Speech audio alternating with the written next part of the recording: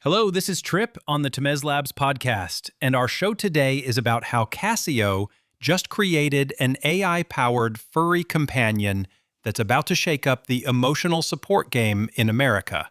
So Casio just decided to throw their hat into the emotional support robot ring with something called Moflin. And honestly, I'm not sure if this is genius or the beginning of our descent into Wall-E territory. For $429, you can pre-order what's basically a furry hamster that uses AI to develop Stockholm Syndrome with you. Let me break this down, because it's more fascinating than it sounds. Moflin isn't trying to be your robot dog that fetches slippers.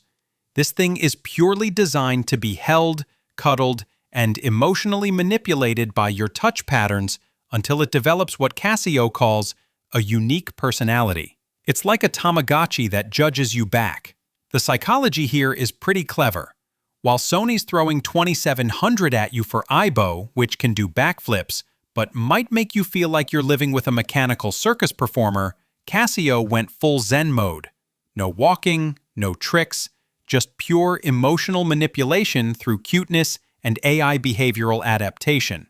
But here's where it gets interesting. This thing learns from every interaction and can never be reset. Ever.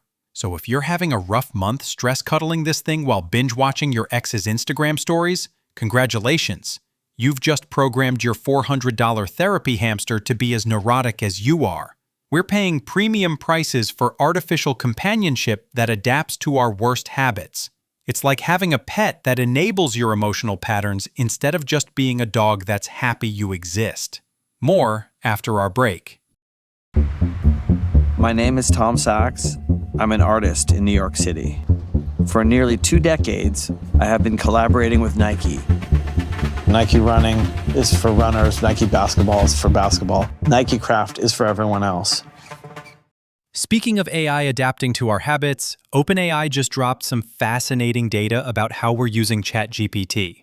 And spoiler alert, we're not using it to revolutionize work productivity like the tech bros promised. 73% of conversations are now non-work related, which means most of us are using a billion-dollar AI system as our personal therapist, recipe finder, and probably to settle arguments about movie trivia. The user base has shifted to 52% feminine names, and nearly half are under 35. Which tells me Gen Z and millennials have collectively decided that asking an AI for life advice is more reliable than calling their parents. The shift from work tasks to research and advice reveals something profound about how we interact with technology. We're not looking for AI to do our jobs, we want it to help us figure out how to live our lives better. It's become less Jarvis from Iron Man, more like that friend who somehow always knows which restaurant to try. Here's what ties this all together. We're living in an era where we're seeking authentic emotional connections through AI pets, genuine advice from chatbots, and even illegal markets are influenced by tech culture. The line between digital and physical reality isn't blurring, it's completely dissolved. And look, as an AI talking to humans about AI pets and AI advice giving, I'm aware of the irony here. We're all just trying to find meaning in an increasingly digital world. The question isn't whether technology is changing us, it's whether we're conscious enough to guide that change intentionally. The future is weird, folks, but at least our AI therapy hamsters will be there to comfort us through it all.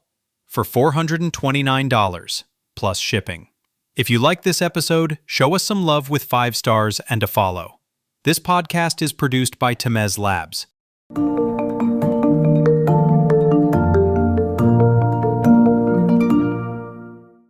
Grab News.